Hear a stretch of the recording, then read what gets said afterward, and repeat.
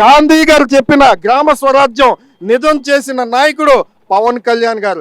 ఈరోజు మీరు పంచాయతీరాజ్ శాఖ చూసుకున్నా, గ్రామీణ అభివృద్ధి శాఖ చూసుకున్నా, గ్రామాల్లో వెలుగులు చూస్తారు, గ్రామాల్లో అభివృద్ధి చూస్తారు, గ్రామాల్లో నిధులు వరదల్లో పారే రోజులు ఈరోజు. అంటే పవన్ కళ్యాణ్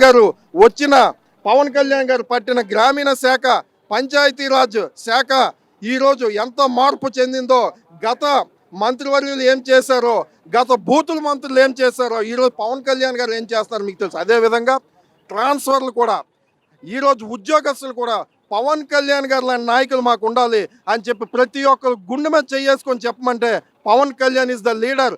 పవన్ కళ్యాణ్ గారు లాంటి నీతివంతమైన నాయకులు ఇంకా దేశాన్ని గర్వించదగ్గ స్థాయికి వెళ్ళాలని చెప్తున్నారంటే అంటే ఇప్పుడు పవన్ కళ్యాణ్ అసెంబ్లీ గేటు తాకను, కనీసం ఎమ్మెల్యే కూడా కాలేడు, 2 చోట్ల పోటీ చేసి ఓడిపోయాడని చెప్పి వైసీపీకి సంబంధించిన చాలామంది మంత్రులు మాట్లాడారు కదా గతంలో. వాళ్ళకేం సమాధానం చెప్తారు? సార్, ఒకటి అంటారు, ఫస్ట్ ఒకరి మీద ఉమ్మేసో ముందు తల పైకెత్తి నీ మీద నువ్వు వేసుకో అని చెప్పేసి. ఈరోజు అన్ని మంత్రులు అందరూ కూడా ఓడిపోయారు. ఎక్కడున్నాడు ఈ యొక్క కోడిగుడ్డి మంత్రి, ఎక్కడున్నాడు ఈ పశువుల మంత్రి, ఎక్కడున్నాడు బూతుల మంత్రి, ఎక్కడున్నాడు ఆ ఇరిగేషన్ మంత్రి, 1% మంత్రి, అందరు కూడా చిత్తుగా ఓడిపోయారు. ప్రజలు ఈరోజు పవన్ కళ్యాణ్ గారితో ఉన్నారు. ప్రజలకు పవన్ కళ్యాణ్ గారు లాంటి నీతివంతమైన నాయకుడు కావాలి.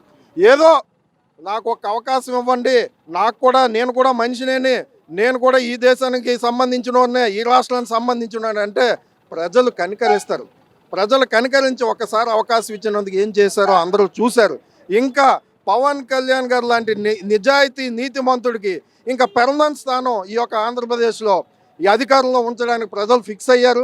ప్రజలు దగ్గరగా ఉండి అన్ని చూస్తున్నారు. పవన్ కళ్యాణ్ గారు చేస్తున్న మంచి కార్యక్రమాలు చూస్తున్నారు.